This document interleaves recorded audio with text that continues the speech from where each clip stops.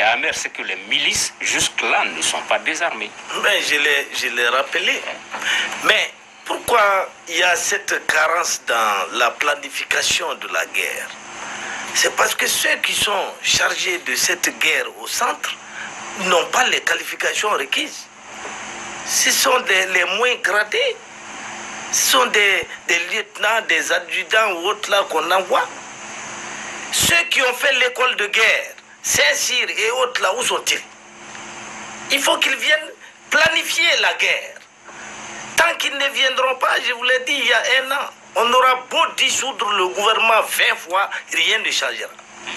Et il faut que ceux qui connaissent la guerre soient déployés sur le terrain.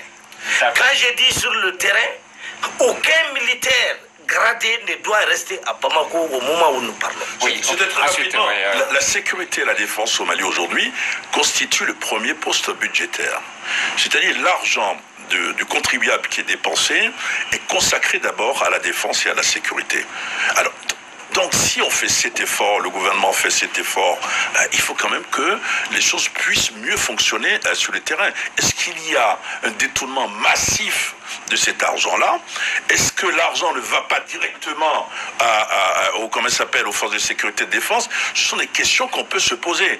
Mais avoir le matériel colossal, important qui débarque chaque semaine à Bamako, au Mali, on peut se dire quand même que le gouvernement fournit l'effort qu'il faut fournir pour mobiliser les ressources et acheter les équipements. Mais pourquoi ça ne fonctionne pas? Il faut poser la question.